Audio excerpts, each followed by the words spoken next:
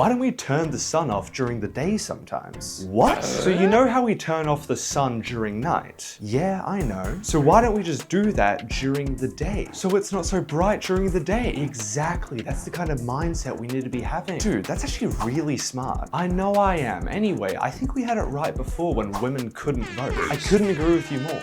Make sure to subscribe to our Patreon. Not too long ago, a couple people who couldn't handle the idea of getting a real job saw a new opportunity. They thought because they are so interesting and funny and attractive and the main character that they and a couple of their friends should start a podcast. That's genius. Instead of learning a skill and getting a job in that area of expertise, I'll just talk to people in front of a microphone like once a week and I'll be set. Now, the same argument could be made for exactly what I'm doing right now, but shut up. This is my YouTube channel and I'm allowed to contradict myself whenever I feel like it, okay? So make sure to smash that subscribe button. But what most people who think about starting a podcast don't realize is that it's really f***ing hard to do well. You can't just get in front of a microphone and start yapping and expect everyone to love it. You might feel like pointing to a lot of people who it seems like that's exactly what they're doing. But you have to realize those people that have done well have good chemistry, good banter, they're funny. Things that hold value in people listening to. Stuff most people can't do well. However, there is another, much darker method a lot of people tend to utilize today. Because unfortunately, it does well.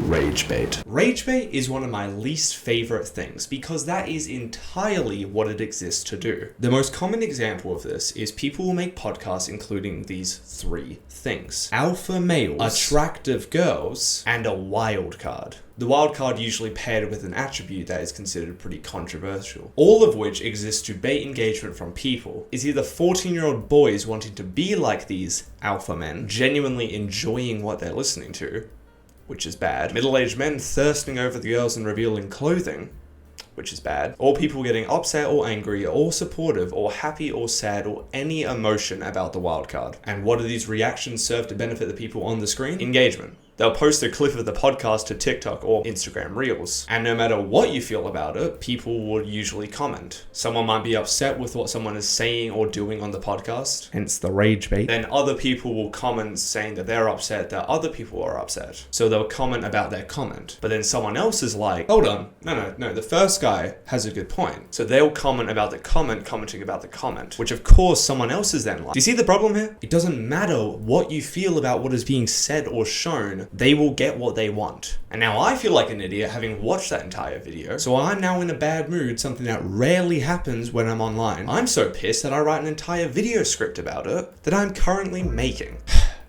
Sorry about getting so flustered over that. It's just so frustrating getting rage baited. I think what I need right now is some motivation. We prioritize aura above everything else. People look at me as soon as I walk in and they're like, who is this guy? I look like I'm going to hurt somebody. The first time I ever went over to the moon, at that point, I'd only ever remote you on planet. I never even thought of going off planet to remote you, but then this Pleiadian being came into my room and said, there's a meeting in 2 days' time, and I want to take you to this meeting. God, we're leaving the planet? This is even possible? See, an A student is the perfect employee. He works for me and he does his job perfect. And then you got the F student. The F students are inventors. They're so creative that they couldn't sit in class. They couldn't listen. I don't know if you know this, but Steve Jobs, the owner of Apple, used to take a walk in the park every morning, and he would take them barefoot and was able to come up with new ideas. Sunlight. You're allowed to believe in whatever you want to believe. I'm not going to stop you from walking around barefoot because you think you'll make iPhone. But equally, I'm allowed to make fun of it. Those are the rules. You're allowed to believe whatever you want, but I can think the opposite. So podcasts have just become another way that rich people can tell people that they're really rich so that they can sell you a course. A lot of the motivational stuff is nice to hear. When they're like, you shouldn't waste your time because you've been given such a finite amount of it. So follow your dreams and become the best version of yourself. That's great. That's important to remind yourself of. But for every actual motivational video,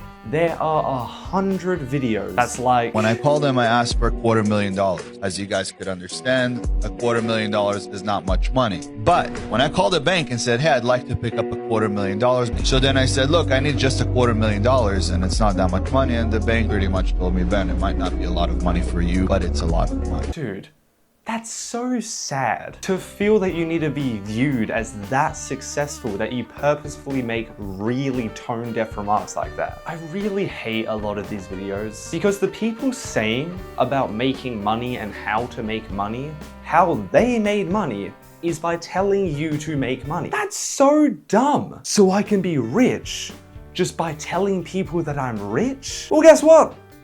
You can't anymore because you're the last person to have that idea. There are so many ways to make a living. There's money everywhere. And do you know what that means? You can make money doing something that fulfills you, something you actually enjoy. If you're interested in psychology, pursue a career in it. So many people are looking for the quickest, dirtiest way to make as much money as they can and then off. But what's the point in that? These people will sell you the idea that their life is perfect, that it's fulfilled, and that they're richer and better than you. Because that's what they need to do to get paid. They will sell you a course or information about absolutely nothing because that's how they make money. I think this guy actually has a point. Money glitches are real, dude. I literally sit down with billionaires and these guys understand how to print money. But these glitches have to originate from some sort of cause.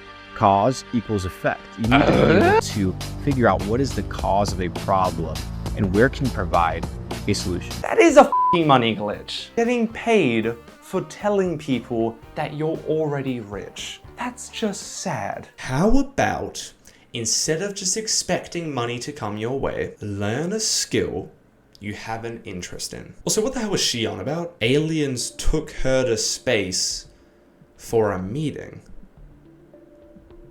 It's quite the commute. I mean, just do it over Zoom. I know, in today's day and age I feel so disconnected, but come on, Galactic Federation, we're trying to save money here. You can't just be sending off ships willy-nilly to pick up any high girl who won't remember what she sees. Have you seen the petrol prices? Now, it's not fair to say that everyone sucks at making a podcast, because that's simply not true. There are plenty of people interesting or entertaining enough to be on a podcast. There's value to some people watching them. Whether it's a niche community who's really involved in what they're doing, or a larger stream audience who really likes what they're saying, they usually know what they're doing. But overall, what makes a good podcast? Guest. Honestly, having guests on a podcast. If you have a host or host that are entertaining, that's what makes the show. But if you have guests, that's what makes the episodes. There are of course exceptions to this. If you are extra entertaining, then I think you're more than able to handle an episode on your own without the support of guests. I think a prime example of this is Curtis Connor's Very Really Good. He's a very funny guy with a background in comedy who clearly prepares well enough for each episode. He brings something to talk about. 100 times out of 10, that is going to be far more interesting than a bunch of guys sitting around being like, As a man, what age What should about you women? consider getting married? 35 years old, had slept with at least 50 women, 100K per year, you're in shape, and you got 6 months to 1 year of savings. Now, like I said before, I am nothing if not a hypocrite. So if you were to ask me, would I start a podcast one day? Sure. Did you seriously just make an entire video discussing that not everyone should have a podcast just to say that you one day want to start one? Are you kidding me? Nope. It's on my list of goals to do one day. Have a podcast. But there's a lot of things that I would want to do to ensure it's not completely useless. To keep some of the mystery and intrigue alive, I won't be discussing exactly what I want to do on it until I have more resources and a larger community to actually do it. So I guess the best way that you can help me is to